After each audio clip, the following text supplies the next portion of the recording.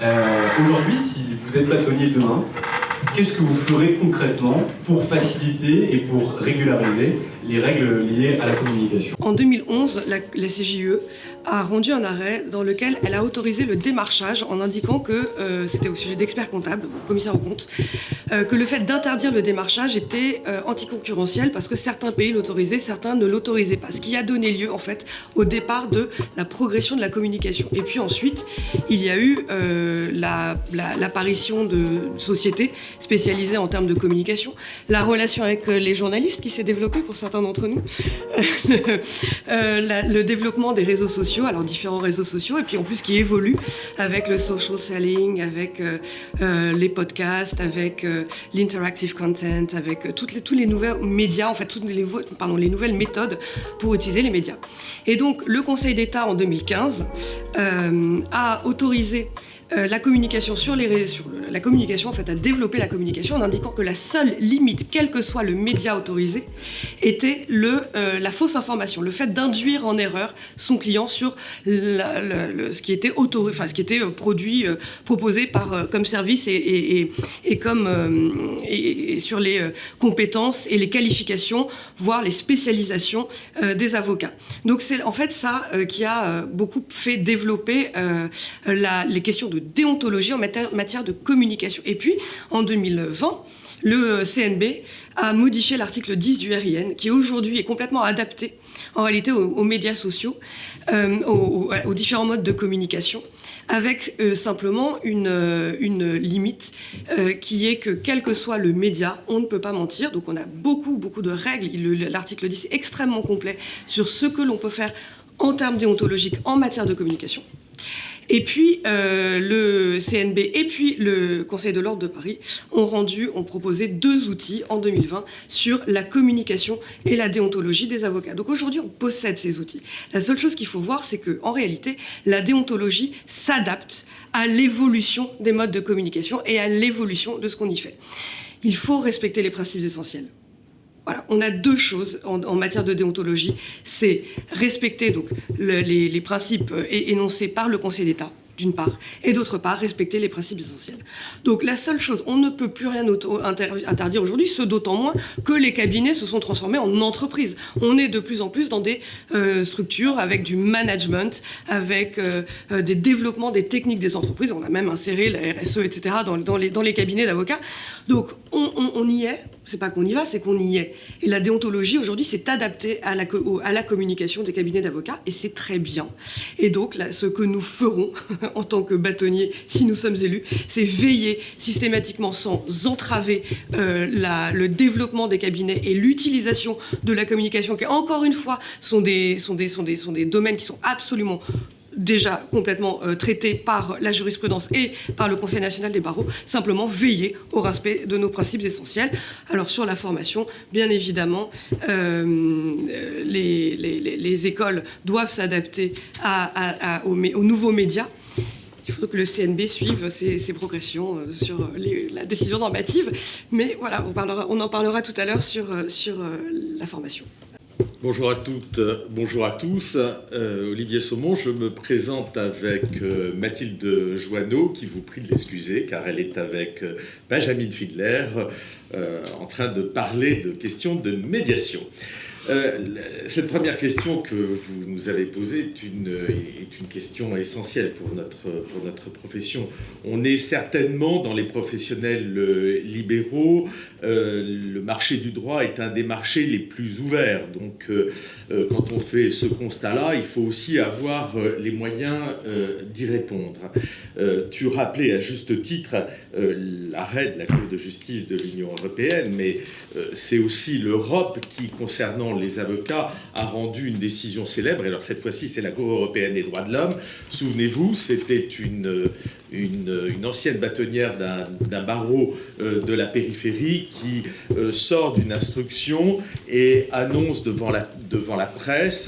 Alors, c'était en matière de santé. Je suis spécialisé en droit pharmaceutique et en santé peut-être pour cela aussi que je vous en parle, car on en avait beaucoup discuté dans ce secteur. Cette consoeur sort et explique que des rapports d'expertise ont été rendus, ont été déposés au dossier, et elle en donne la substantifique moelle, ce qui donne lieu à une procédure devant les juridictions correctionnelles en violation du secret de l'instruction, condamnation en première instance, condamnation devant la Cour, confirmation par la chambre criminelle de la Cour de cassation, ça part devant la CEDH, et la CEDH dit pas du tout.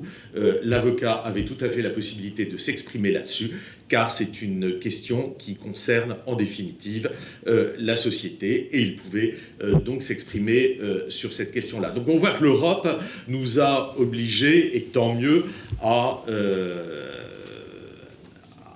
permettre une évolution de notre déontologie. C'est peut-être d'ailleurs un des secteurs de la déontologie qui a le plus avancé ces dernières années. Mes compétiteurs et consoeurs et confrères... et néanmoins amis. Et néanmoins amis, tu as absolument raison, parce que cette campagne se passe dans d'excellentes conditions, nous vous le disons immédiatement, avec beaucoup d'amitié et de confraternité. Ils ne vous ont pas parlé d'une chose, c'est qu'aujourd'hui, vous savez qu'il y a la question des activités connexes. Et les activités connexes, notre Conseil national des barreaux, il s'est arrêté justement sur le problème de la communication et de l'application de notre déontologie. Donc, manifestement, la profession a du mal à avancer sur ces sujets, et il va falloir, là-dessus, avancer d'une manière certaine, car c'est notre exercice au quotidien qui nous l'impose. Dans le cadre de cette campagne, nous avons organisé avec Mathilde Joanneau une conférence sur la question du tribunal médiatique. Nous avions réuni au cours de cette conférence un journaliste de Mediapart pour que ce soit plus piquant, et nous avions la vice-présidente Maya Daboulos, qui est la vice-présidente de l'agence Havas, et deux consoeurs qui interviennent très régulièrement sur ces questions-là. Et c'était tout à fait passionnant, parce qu'aujourd'hui, les avocats que nous sommes amenés dans des dossiers à devoir prendre la parole, où on va être tenu à la fois par notre secret professionnel, et ça, je peux vous assurer que nous serons très fermes là-dessus, nous défendrons ce secret professionnel, et notamment le secret, je crois qu'on est tous d'accord, c'est ce que tu es en train de dire. Et en tout cas, c'est la limite à ne pas dépasser, mais il y a un temps de la presse et un temps du dossier qui n'est pas le même. On est aux 4 minutes, très bien, je conclus. Et donc, dans notre programme, nous proposons que la question des nouvelles souverainetés de l'avocat puisse être prise en compte. Mathilde Joanneau enseigne ça depuis des années à Paris-Dauphine, et c'est une chose que nous mettrons à disposition de l'ensemble de nos confrères. J'ai été membre de la commission réseaux sociaux, des commissions réseaux sociaux à Paris, qui a été créée par notamment Bajid Dader. Et comment il a créé cette... Je vais vous partager avec vous comment fonctionne un peu l'ordre. Et donc il a créé cette commission, et c'était en 2020, sous le bâtonnat Cougy. Et il a commencé par rencontrer des influenceurs pour savoir ce qu'ils pensaient. Donc on a rencontré Maître Audace, Galette, Habiton aussi, qui avait d'autres, je ne me rappelle plus.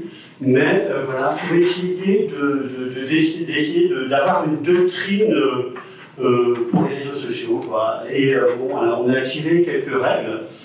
Et et je trouve que le barreau de Paris est très libéral pour la liberté d'expression des avocats. Et ça, c'est une très bonne chose. L'ordre n'est pas là à regarder tous vos tweets. Et ce que vous devez savoir, l'ordre n'a pas les moyens de regarder tous les tweets, parce que la commission réseau social, il y a simplement un confrère missionné qui s'appelle Cabs, j'ai oublié son prénom, et qui a été recruté d'ailleurs en 2020. C'est un avocat missionné, donc qui travaille à mi-temps, Et il a été recruté par le barreau de Paris là-dessus.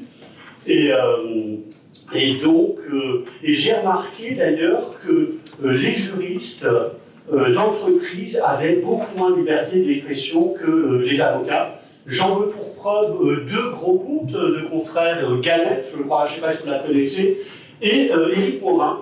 Et bizarrement, ces deux confrères sont malheureusement allés en entreprise, et j'ai remarqué qu'ils avaient fermé leur compte Twitter. En tout cas, c'est beaucoup plus facile, beaucoup plus dur d'accéder à leur tweet qu'avant. Donc ça veut dire que le bâtonnier de Paris, l'ordre des avocats de Paris, et on doit s'en féliciter, est libéral. Et si vous êtes juriste, si vous êtes avocat, vous avez une liberté d'expression qui est beaucoup plus forte qu'en entreprise, parce qu'en entreprise, vous êtes salarié, sauf si vous êtes mandataire social, et ça veut dire, salarié, que vous avez bien de subordination et vous êtes tenu à une obligation de loyauté. Et par exemple, on connaît par exemple la liberté de Gannett quand elle était chez Gide, quand même, un grand cabinet d'avocats, et elle racontait toute sa vie chez Gide. Bon, elle disait qu'elle n'était pas, elle ne donnait pas le nom de son cabinet, mais il paraît pour Éric Morin, qui est extrêmement libre. Et moi, je croyais qu'il allait créer une boutique sur le droit du vin, mais malheureusement, il est allé en entreprise dans une société immobilière. Et donc voilà. Alors, il y a un truc qui m'a alerté, moi, comme avocat en droit du travail, c'est le groupe Facebook Les Travaillistes, où, bon, il y a des très bonnes choses. Néanmoins, le truc, c'est 24 heures sur 24, c'est-à-dire samedi, dimanche, et je trouve qu'on devrait le limiter. Et il y a aussi des confrères qui postent des, comment on appelle ça, des SMS de clients, de confrères, et là, moi, je pense que là-dessus, c'est pas possible. Alors, je voulais terminer sur un point, c'est la communication et le bâtonnat, et je voulais vous préciser que nous sommes un binôme où nous n'avons pas de directeur de campagne, nous n'avons pas d'agent de communication, nous sommes libres, et nous n'aurons pas à renvoyer l'ascenseur à des confrères qui seront in fine payés par vos cotisations. Je pense que la déontologie est et doit être évolutive. Ça, c'est quelque chose qui est important. Au barreau de Paris, on fait montre de cette volonté qu'elle soit évolutive. Je ne sais pas si vous vous souvenez, c'est quelque chose qu'on raconte encore au Palais. Quand le téléphone est arrivé au début du XXe siècle, les avocats avaient l'interdiction de s'en servir parce que c'est les opératrices qui n'étaient pas tenues au secret professionnel, donc on interdisait aux avocats de se servir du téléphone. Bon, heureusement, ça a évolué et heureusement, la déontologie évolue. Néanmoins, je trouve que sur tout ce qui concerne la communication, les règles du jeu ne sont pas claires. Ce que vous disiez tout à l'heure, il y en a qui font énormément de choses, qui passent des limites. Il y en a qui font pas grand-chose, il y en a qui se plaignent. Quand on va à l'ordre, il se passe pas grand-chose quand on se plaint. Il y en a qui ne respectent pas les règles. Je crois qu'il y a une règle qui est importante dans notre métier, et ce qu'on appelle les principes essentiels de la profession, la déontologie, la dignité, le respect, l'indépendance, tous ces principes essentiels doivent guider notre communication. Et si je dois être bâtonnier, ce sera à l'aune de ces principes essentiels que nous examinerons tous ces problèmes de communication. Je suis d'accord avec mon voisin, et surtout mon voisin de droite, et surtout avec mon voisin de gauche, que je sais déjà ce qu'il va dire, mais on doit permettre la liberté d'expression, c'est évident. Maintenant, elle doit être encadrée, on ne peut pas se permettre de voir certains confrères qui font n'importe quoi, soit à la télévision, je ne parle pas bien évidemment pour Carbon, qui est un de nos avocats cathodiques que nous respectons, et je le dis, c'est pas la première fois que je le dis d'ailleurs, mon cher Carbon, tu le sais. Donc, il y a beaucoup d'avocats qui font n'importe quoi à la télévision, qui se permettent des choses qui ne sont pas dans les principes essentiels, donc il faut qu'ils soient recadrés. Je finirai presque avec cette anecdote. Vous vous souvenez très bien sûrement de cet extraordinaire avocat qui était Jacques Vergès, qui avait communiqué dans un je ne sais plus si c'était dans Paris Match, Paris Match, et le bâtonnier l'avait convoqué en disant « Mon cher Vergès, c'est pas possible, on peut pas quand même communiquer comme ça, on a quand même quelques règles, et pourquoi pas avec un cigare dans votre bain ?» Et dans le numéro suivant de Paris Match, Vergès était avec un cigare dans son bain. Donc voilà, c'est le côté provocateur que certains Personne n'intervient sur la sollicitation personnalisée ou le démarchage, qui pour moi fait partie de la communication. Vos positions par rapport à ça, parce que je vois qu'il vous reste un petit peu de temps pour vous exprimer. C'est assez nouveau, hein, le démarchage. Hein, c'est autorisé maintenant, c'est autorisé depuis quelques années. C'est quelque chose qui peut paraître très agressif. J'ai pas beaucoup, d'exemples de gens qui abusent de ça. Il y a possibilité d'aller à la télévision aussi. Hein. Il y a une avocate qui, quand c'est sorti, cette possibilité, je ne sais plus de mémoire, mais je me trompe un peu sur les dates, c'était il y a 3-4 ans, peut-être un peu plus, qui avait fait un spot de télé un peu comme les Américains, hein, en se vantant. Puis il n'y en a eu qu'une. Hein. Ça s'est arrêté assez vite parce que ça ne correspond pas, je crois, à la façon de raisonner des Français. Donc les Français, on n'est pas encore prêt pour l'avocat qui va distribuer sa carte après une catastrophe en disant « Venez me voir, c'est moi le meilleur en réparation du préjudice corporel ». Je vais continuer sur ce fil et puis après ça revenir à quel serait le problème à ce qu'un avocat fasse un spot publicitaire en disant après une catastrophe, un attentat terroriste, je suis outillé pour venir en aide et nous avons monté une war room au cabinet et on est prêt à accueillir toutes les victimes. Est-ce que c'est beaucoup plus indécent que nos confrères qui sont rués au Bataclan le lendemain pour faire des lâchers de cartes? Je ne crois pas. Et ces confrères qui se sont rués au Bataclan distribuer leurs cartes, ce n'était pas dans un élan de compassion vis-à-vis des victimes, c'était vraiment dans une démarche commerciale. Ils ont défendu des confrères dans les procès du Bataclan et ils n'ont pas failli. Ils ont aussi bien défendu que ceux qui avaient un client. Donc, pour moi, le sujet n'est absolument pas un problème. Que l'avocat communique dans une publicité, aujourd'hui, vous les avez peut-être reçus sur vos boîtes, depuis 3 semaines, on est inondé par BFM Business qui propose de tourner des spots sur nos cabinets. Quel serait le problème à ce que Depardieu, Broca fasse une communication à la télévision pour dire qu'il est capable d'accompagner une opération boursière en la sécurisant, en conseillant comment optimiser, comment bien faire les choses? Où est le sujet? Qu'est-ce que nous faisons d'autre, les avocats, depuis des temps immémoriaux, quand nous publions systématiquement sur des sujets dans les revues spécialisées, sinon nous faire remarquer? Nous n'avons, très peu d'entre nous ont une vocation universitaire. Il y en a qui ont des vocations universitaires et qui sont magnifiques. Mais combien parmi nous contribuent à créer de la doctrine? On crée de la jurisprudence. On est des acteurs et on est des acteurs économiques à la conquête du marché du droit.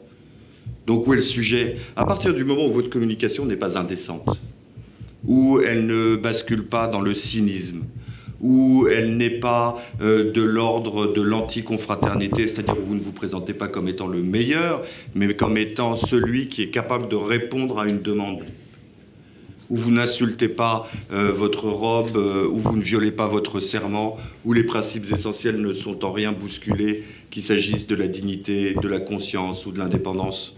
Est-ce que l'ordre a vocation à intervenir? On ne va pas se battre toute la journée pour la liberté d'expression de nos concitoyens et commencer à intervenir en formatant la communication des avocats.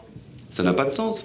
S'il y a une première chose à formater, d'ailleurs, ça serait une démarche beaucoup plus éco-responsable dans la communication de l'ordre vis-à-vis des avocats.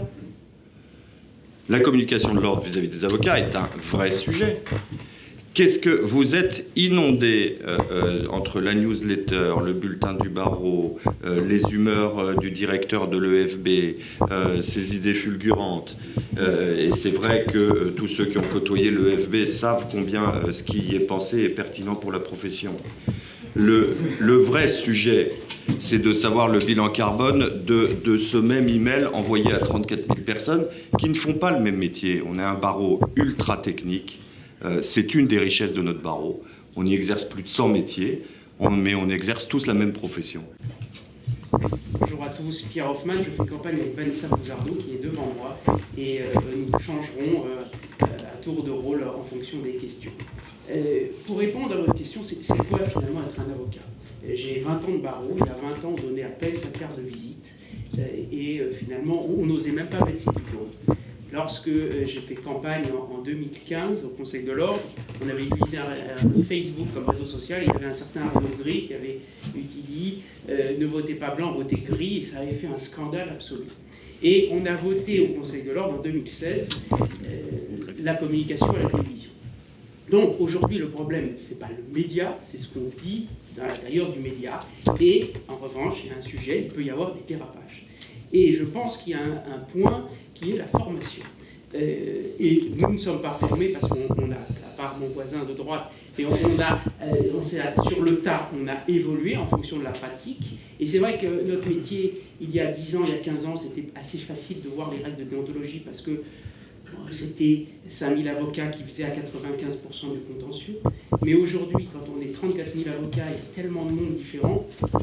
Quand il y a, par exemple, une communication d'un cabinet X parce qu'il a fait la fusion de telle société avec Y et qu'il y a une communication, ça ne me choque pas, et ça ne me choque d'autant plus pas que vis-à-vis de nos concurrents anglo-saxons qui le font, et donc on doit finalement chasser en meute, et c'est très important que la compétition soit la même pour tous. Ça c'est le point, le principe général. Il faut quand même qu'il y ait une exception parce qu'il y a eu des dérapages. Il y a eu des dérapages, et vous voyez, on a un confrère qui s'appelle Da Silva, je ne sais pas si vous l'avez vu, qui avait fait une intervention remarquable sur BFM, parce qu'à un moment, il flirtait avec le secret professionnel, il flirtait avec la violation, et il est resté sur sa ligne. Alors, est-ce qu'il sera réinvité ou pas réinvité, ça c'est un autre sujet. Mais c'est un point où il y a une digue qu'il ne faut pas dépasser, parce qu'on reste avocat.